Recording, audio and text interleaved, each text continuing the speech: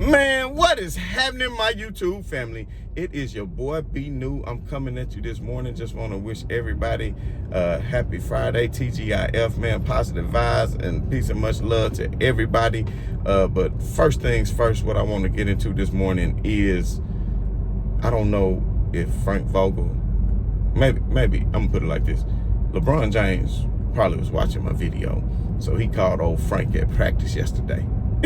No, I'm just playing. I don't know if that's the case or not, but whatever it is, finally Frank Vogel has come to his senses, and Frank Vogel has said that Marc Gasol and Montrezl Harrell will be sharing the floor tomorrow at the same time. Now, that is yet to happen this season. Now, if you remember on my last video, I kept screaming from the high heavens to let Marc Gasol and Montrezl Harrell play together.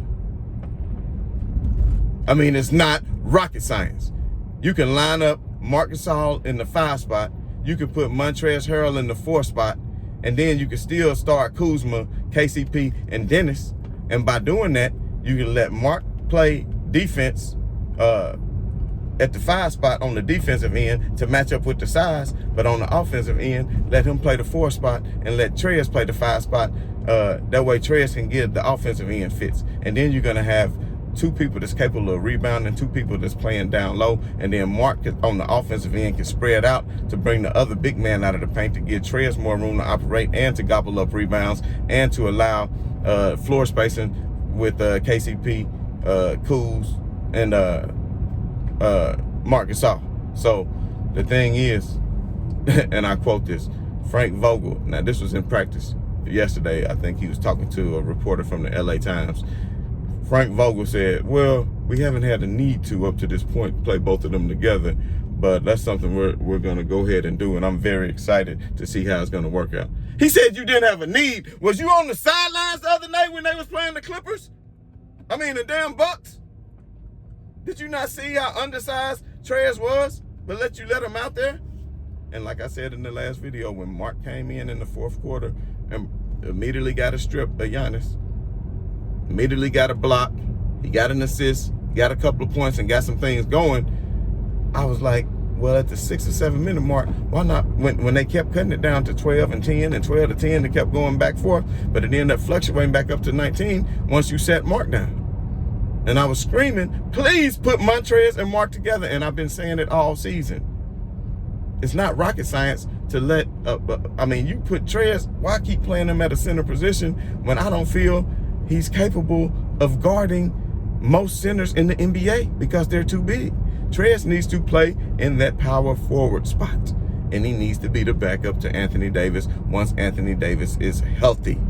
And that's what I keep telling everybody. Stop giving up on the season. Stop crying about Brooklyn. Stop crying. We saw Aldridge last night. Yes, he is great.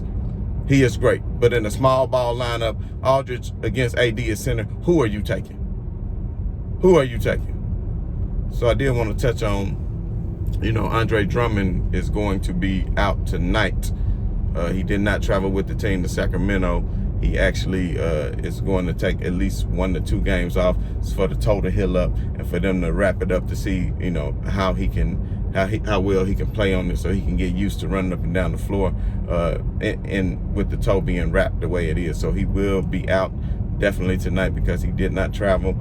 More than likely, I would expect to see him against the Clippers on Sunday because that's a big game, and the Lakers know if they could possibly ink out a victory, then that they would position themselves better in the West, because we all saw what Denver did to the Clippers last night, which I'll touch on in a little bit. We all saw what Denver did to the Clippers last night and how that moved them up in the standings. So basically right now the Lakers and Denver have identical records, but the Lakers, I believe, hold that tiebreaker. And I know TNT put the Lakers in the 5th spot last night, but I'm pretty sure that the Lakers hold the tiebreaker over Denver at this present time, and that the Lakers are, because that's from head-to-head matchups, and what the Lakers are in the 4th spot still, and Denver linking right there behind them.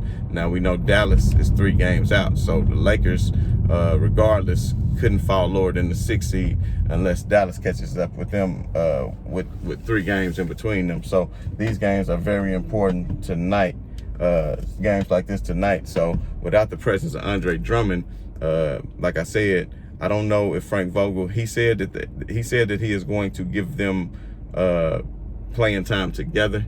He did not say whether or not that they would be the starting lineup. I would love for them to be the starting lineup because, like I said, Sacramento is not like they just giving up either. They're a few games out of that 10 spot, so they feel like that 9th spot, they feel like they can get into that play-in game for the playoffs, and of course they're going to try to. And Aaron Fox and Buddy Hield are definitely going to show up as always and do their best to try to bring home a victory for the Sacramento Kings. But Andre Drummond won't be there tonight, so I would like to see Schroeder as the starting point guard. Of course, KCP. I would say go with Kyle Kuzma in that 3 spot, and then Trez in the 4 and Mark in the 5 as the starting lineup, because I think with that lineup, you're going to control the glass on the offensive and the defensive end.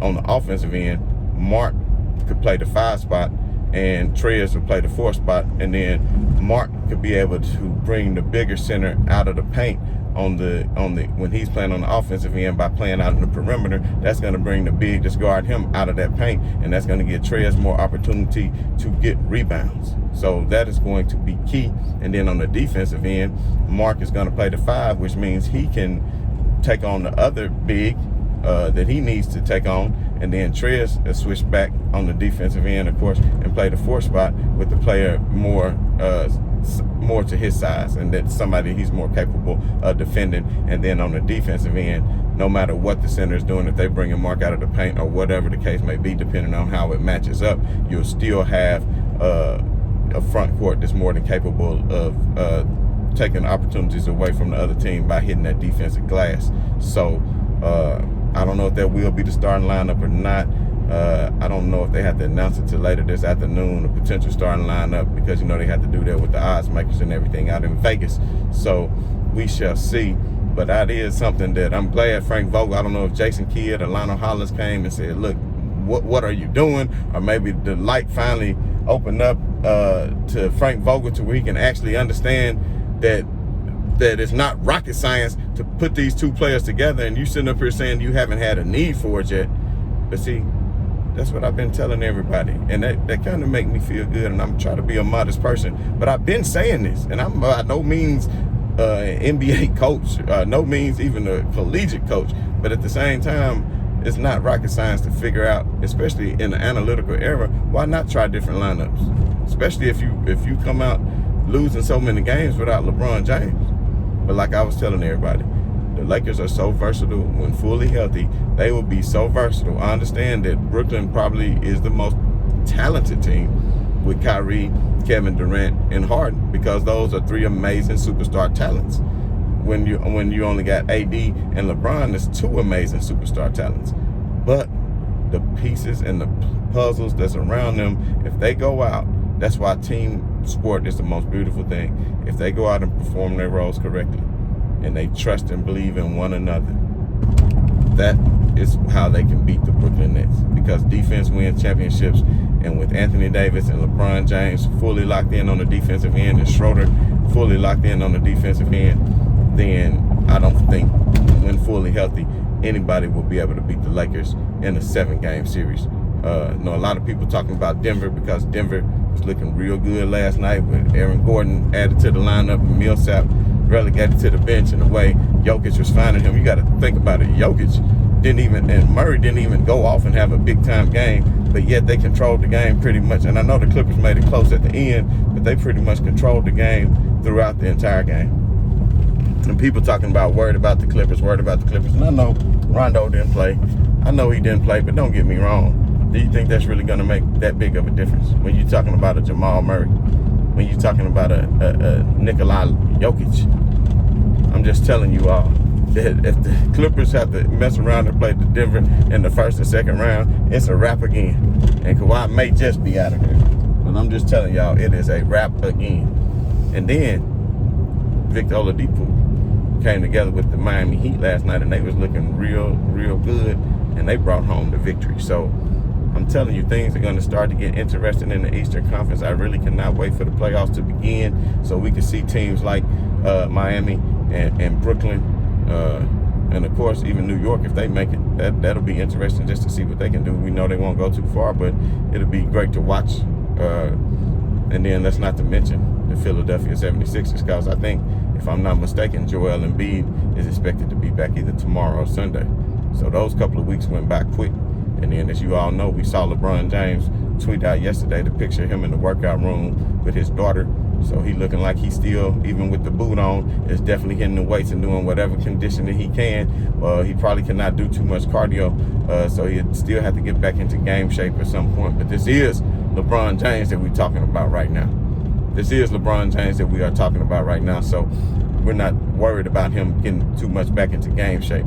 But what I'm telling everybody, he only got about a couple of more weeks until you know he's going to be coming back. And when he comes back, all the Lakers need to do is just be in position. All the Lakers need to do is just be in position and to make that run. And once they make that run, everybody going to remember all the negative things that they were saying, all the people who had comments, everybody who thought it was funny with all the injuries. And we're going to see what's going to happen. So, like I was saying, I'm so happy that Frank Vogel finally came to the realization that he needs to put them on the floor together tonight. So I think it will be interesting, and I think that the Lakers can go ahead and pull off a victory. And who knows, to be honest, with the way the Clippers are playing, I could think if Drummond were to come back and play on Sunday and actually is mobile enough to have a good game, and then Mark was to play as well, and then Dennis, I think the Lakers could actually pull off a victory against the Clippers. And you might think I'm crazy, but I'm just telling you, it's a Sunday afternoon game. Anything can happen. It's on a national stage. So with that being said, since it's on a national stage, if Paul George plays, he's probably going to shoot the ball off the side of the backboard. So you don't really have to worry too much about that. And we all know Paul George signed his extension already for 4 years and got his max extension. That's what he could as far as his money. But we all know Kawhi still has not signed. And I know everybody said he's from L.A., he want to live in L.A. But with the Nets and everybody else doing, who knows? I just don't know. He probably don't want to keep losing, and he probably put too much stock in Paul George. Or maybe they friends and think they can get past it, or maybe he's happy with, losing to LeBron James every year, and maybe he'll just wait, 2 or 3 years until LeBron retires or falls off the platform that he is on as far as being the damn GOAT and the greatest that's still playing in the NBA, and falling, the next few years as he falls down and Father Time catches up with him, then maybe Kawhi and the Clippers can start finally winning something in the West. But I would highly doubt it, because they spent all their money. They don't have any assets. They put everything into this team they have now. And the thing about it is, look around you at Denver. Look around you at Portland. There's going to be other teams that's not. Phoenix. Let's not forget about Phoenix. Clippers, you are in trouble. Now the Lakers, they don't have to worry about that because they have LeBron James. So anyway, looking forward to this game tonight. Looking forward to the matchup. I did want to touch on how great Aldridge looked last night and how happy the Brooklyn Nets looked, and that was great chemistry. Kind of reminded me how Drummond and everybody was so happy, and how that chemistry looked when he first started for the Lakers the other day, up into the injury. So we know how that ended up changing everything. But the season still has a lot to play out. So I just want to give shout outs to everybody, man, positive vibrations to everybody, and say right on to the real, and much love to the haters. I'm out.